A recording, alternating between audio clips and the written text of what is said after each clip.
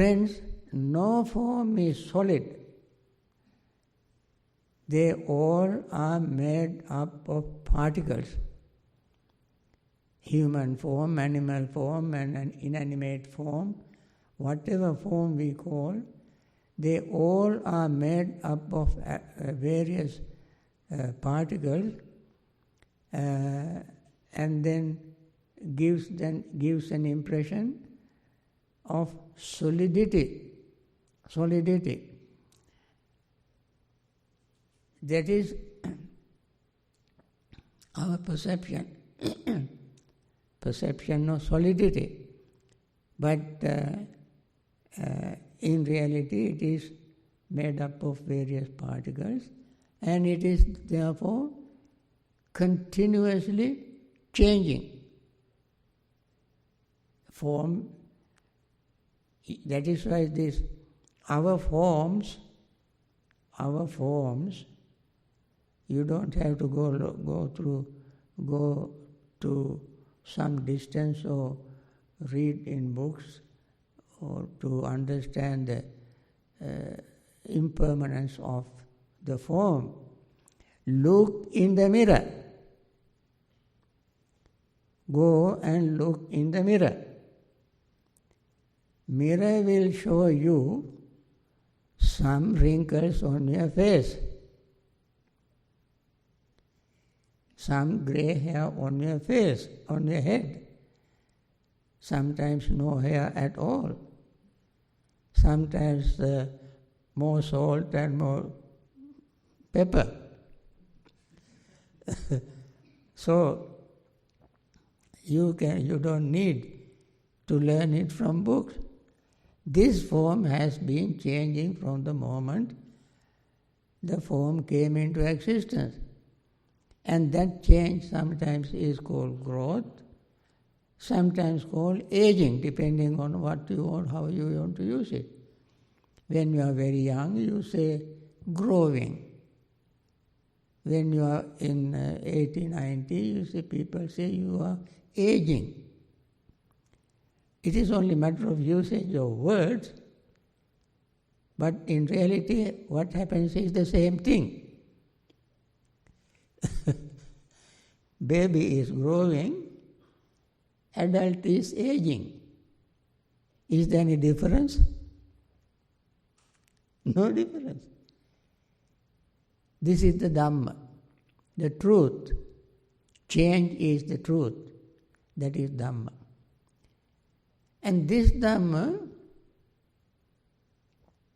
is called established Dhamma, law of Dhamma, and root of Dhamma. Buddha said whether the Buddhas come into existence or not, this Dhamma exists. What Dhamma? Law of Dhamma, root of Dhamma, and established Dhamma. What is the root of Dhamma? Law of Dhamma and established Dhamma. Established Dhamma. Upadava bhikkhave tathagatanam, anupadava tathagatanam, thita va sadhatu dhamma thitata, dhamma niyamata, sabbe sankhara anicca. Whether the Buddhas come to existence or not, this established Dhamma, this root of Dhamma, this law of Dhamma exists, that is, all conditioned things are impermanent. Are they not? What are the conditioned things? What are these conditioned things? Us, we all are conditioned things. We start our conditioning, I mentioned it several times already, we start conditioning from the moment we were conceived in the mother's womb. And that conditioning, we continue after we came out of the mother's womb, we continue this conditioning. One very inevitable conditioning is the body conditioning. We condition our body, whether we like it or not. How do we condition our body? This is the truth, this is Dhamma. Body conditioning is Dhamma. And body conditioning is also called Sankhara. Sankhara. Sankhara and Dhamma are not two different things because they all have the same nature. We condition, this is called body conditioner. What is the body conditioner? Inhaling and exhaling, breathing. Can we live without breath? No. How breath conditions the body? Because when we breathe, we bring oxygen into our body. Oxygen, every tiny little cell, atom, molecule in this body needs oxygen. Otherwise they will die. Every moment we breathe in, we bring oxygen and charge the red blood cells that have come to our lungs without oxygen. And then this oxygen-rich red blood cells go to the heart. Then heart pumps and goes this oxygen throughout the body, throughout our cells. And then new cells arise from our liver, marrow, stem cells and so forth. New red blood cells arise. And then they also come to lungs. And we bring more oxygen. So we keep bringing oxygen to charge these new red blood cells with oxygen. And this oxygen goes around our body. And this is how the breath becomes body conditioner. Buddha did not use these words without any sense, with great deal of insight, wisdom, understanding. He used these words. So, that is how the Dhamma works. This is the nature. And then, form, feeling, next aggregate. Feeling also is constantly changing. As we breathe in, we have one feeling, and when the breath goes into the lungs, we have another feeling. When the breath comes out, we have another feeling. So feeling keeps changing as we breathe in and out. Our aches and pain here and there in the body also are changing. This is the nature of Dhamma. And then our perception is changing even much faster than all this. Our thoughts change all the time. And our consciousness is changing. And this is the nature of Dhamma. So we must reflect on these changes in our body, feeling, perception, thoughts, and consciousness. Friends, in Vipassana meditation, if you don't see the changes, you don't practice Vipassana meditation. You may be doing something else. In Vipassana meditation, one main thing or the essence is seeing changes, seeing impermanence within us. it has a very great benefit. And then the third category of Dhammanupassana in Satipatthana is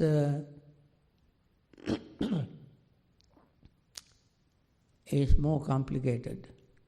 That is senses, sensory objects, and the desire arising through them, or hindrance or fetter arise through them. For instance, you know there are 10 fetters. They are called Sakkaya Ditthi, Vicikicca, and so on, Silabbata Paramasa, Kamaraga, Vyapada, Ruparaga, Aruparaga, Mana, Uddhacca, Avidya. These are the 10 fetters. That means in English, Sakkaya Ditthi, view the body has self. That's a view. That view is number one. Vicikicca is doubt, of all sort of doubt. Third is believing in attaining liberation by following rules and rituals. Then greed, number 5, hatred. Then desire for material existence, fine material existence, desire for immaterial existence, conceit, then restlessness, and avidya, ignorance. These are the 10 fetters. When the senses and sensory objects come together, one of these fetters can arise. Senses themselves are not fetters, sensory objects are not fetters, but the combination of these two is the fetter. The joining factor is the fetter. For example, when Red Bull is tied to White Bull, Red Bull is not the fetter to the White Bull, nor the White Bull is fetter to the Red Bull. But the yoke that binding them together is a fetter. That which binds two things together is called fetter. And we see this phenomenon happening in our mind when we are really mindfully practicing meditation. This is the third category. The fourth category is the category of seeing factors of awakening. Factors of awakening called Bojjhanga, Bodhi Anga. The fact Anga means limb or factor or branch. Sambodhi means enlightenment or awakening. Factors of enlightenment or awakening is called Sambojjhanga. Also, there are 37 of them. These 37 are compressed into 7. They are Sati, Dhammavicaya, Viriya, Piti, Passaddhi, Samadhi, Upekkha. Mindfulness, investigation, energy, joy, tranquility, concentration, and equanimity. These are the 7 factors of liberation, attaining enlightenment. So, as they arise, they also can arise any time. For instance, you practice mindfulness. Every time you practice mindfulness, that practice of mindfulness go to the basket of mindfulness factor of enlightenment. Assume that these are 7 baskets, 7 containers. One container is called mindfulness. Another container is called investigation. Another container is called energy. Fourth container is called tranquility. Fifth container is called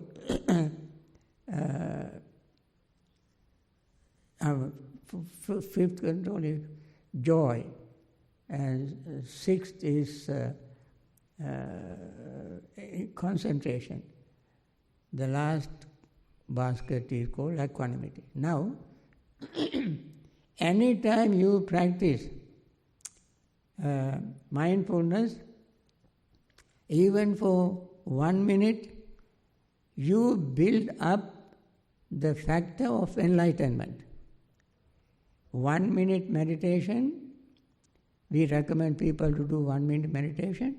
That 1 minute meditation goes to the mindfulness basket.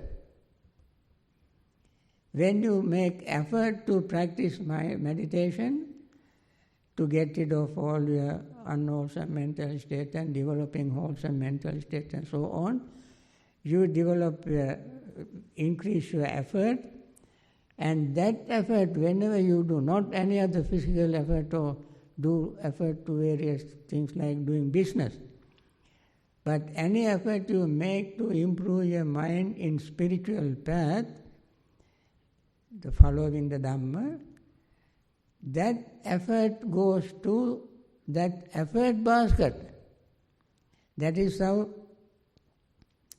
anytime you have investigation like discussing Dhamma, thinking about Dhamma, and reading Dhamma book and improving your wisdom, understanding, that little bit keep accumulating, collecting and go to that account, investigation account.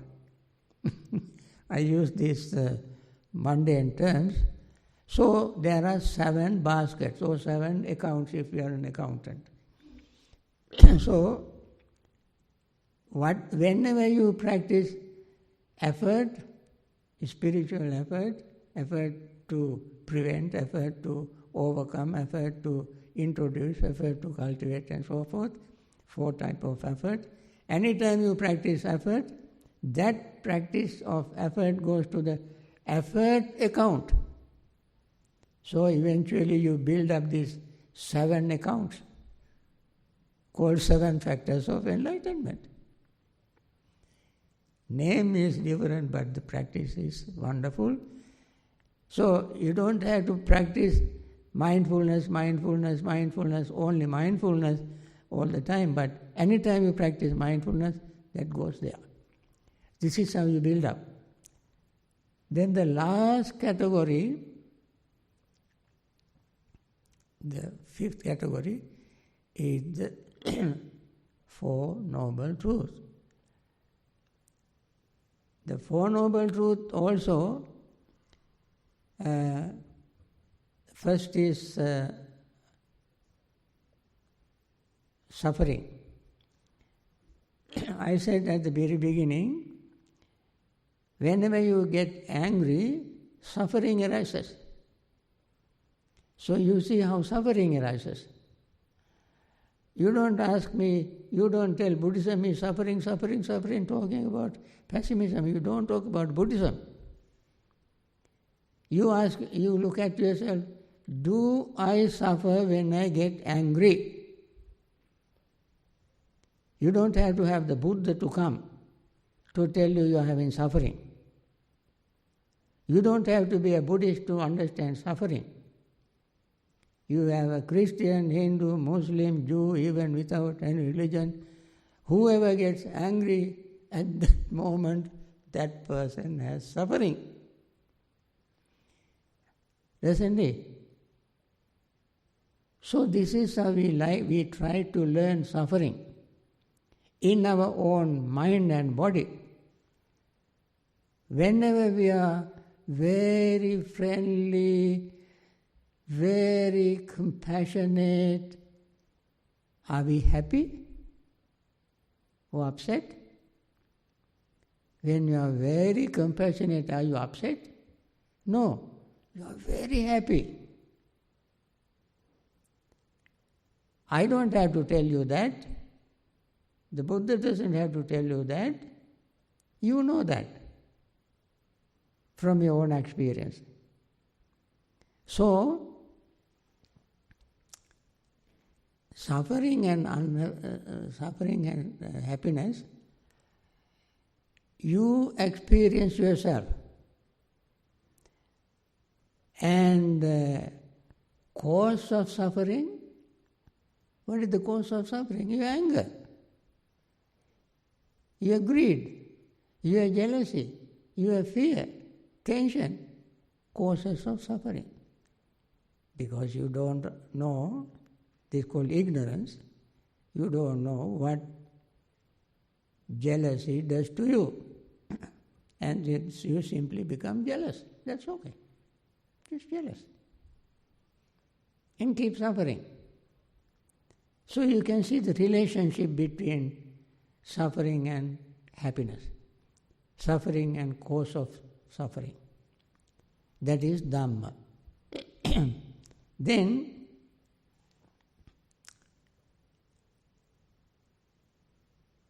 it must come to an end.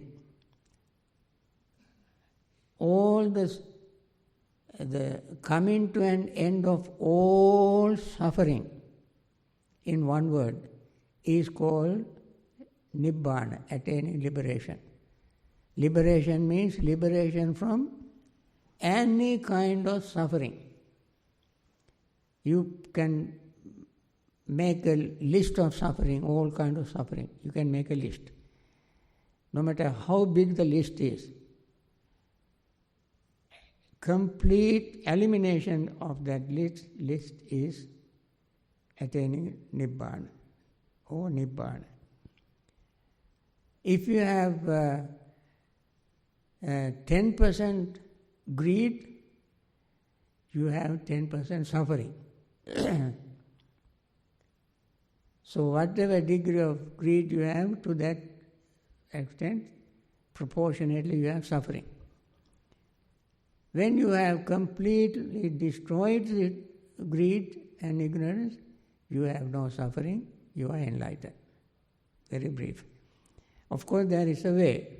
That is the Noble Eightfold Path. This is in brief the Four Noble Truths, the Dhamma. Friends, this is the nature of existence, that is Dhamma. Then the word Dhamma, in other words, is untranslatable. There are so many things, but only through wisdom we understand what the Dhamma is.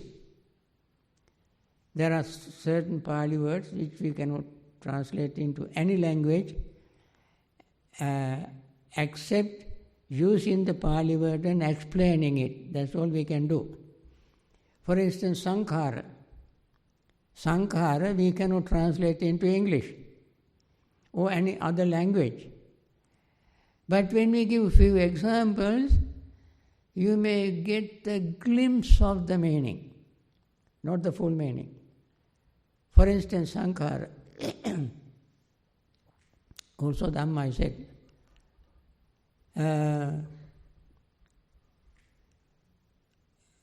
Sankhara means conditioning.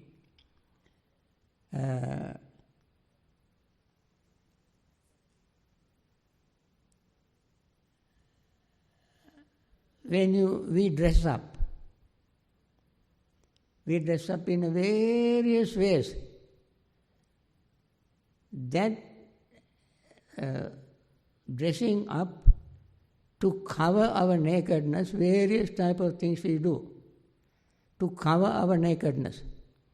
That covering our nakedness is sankhara, in other words. For instance, another example is very common thing. You have seen movies.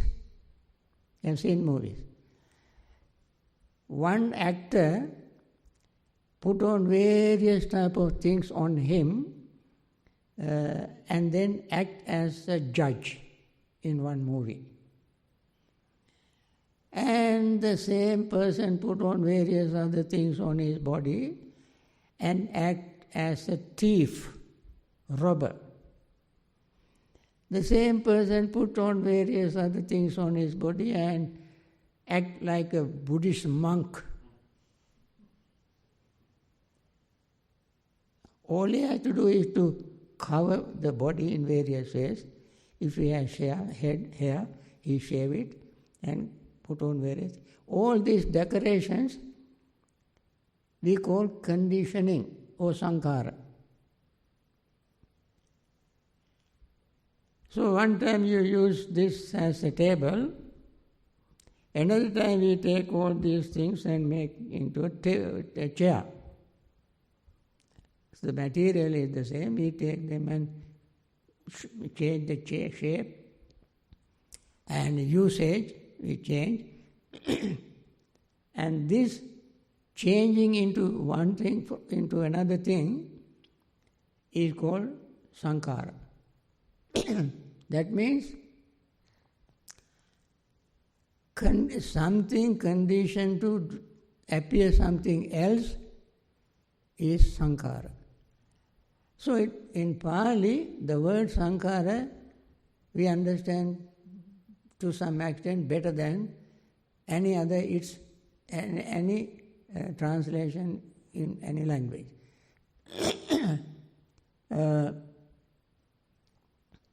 All conditioning for existence, all kind of conditioning we do for existence, and all these preparation, activities, conditioning, all are called sankhara. And we all are sankhatas. Sankhara is the preparation, arrangement, and activities and so forth. Sankhata is its product. After doing all these things, it comes to one product. That is called sankhata. Anyway, all these can be called sankhara. Then, so the word Dhamma, I'm trying to make some sense out of Dhamma. Therefore, Dhamma is something eternal. What is this eternal Dhamma?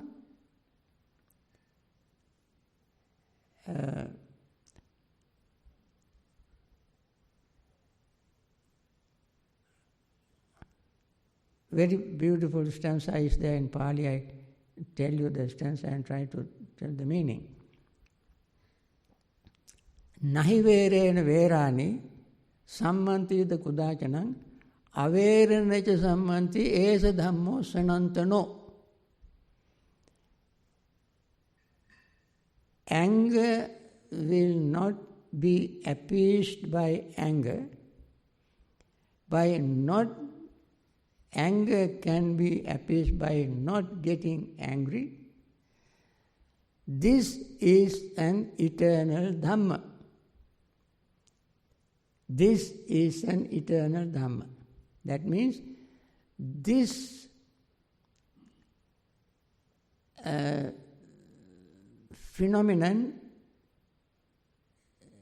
does not change. That means by getting angry, you cannot stop anger. And therefore there is no just anger. Anger is anger. It can never bring happiness or peace. But peace can bring by not getting angry. This is an eternal law. Nahi verena verani. By becoming full of grudge, you cannot stop grudge.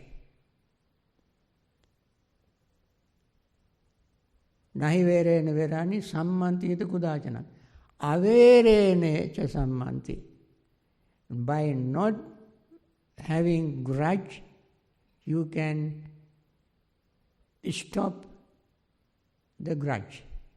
That means by love alone, anger can be appeased, removed. This is called eternal Dhamma.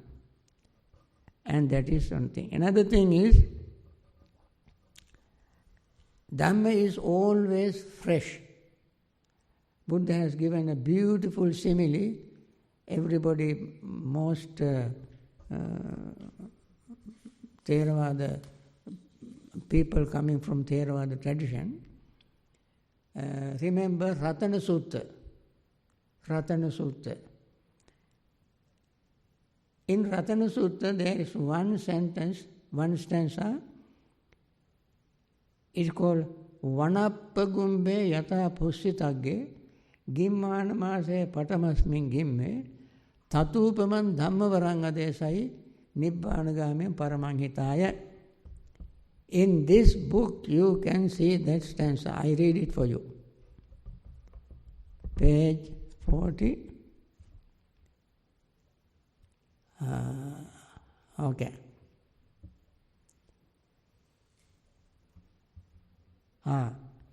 Here is the stanza. I read in English now.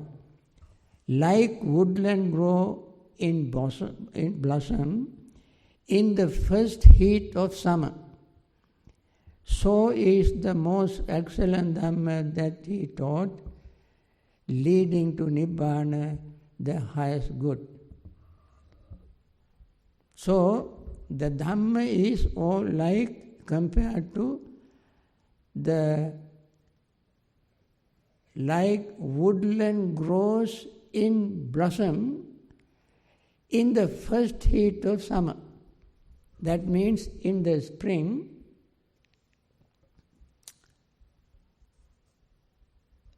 everything is blossoming.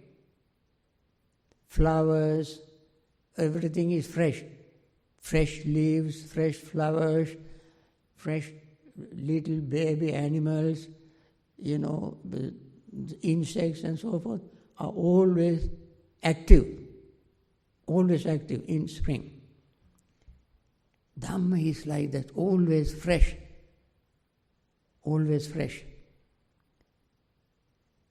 Because it never becomes old. Everything can become old, can grow old, aging, and death and so forth.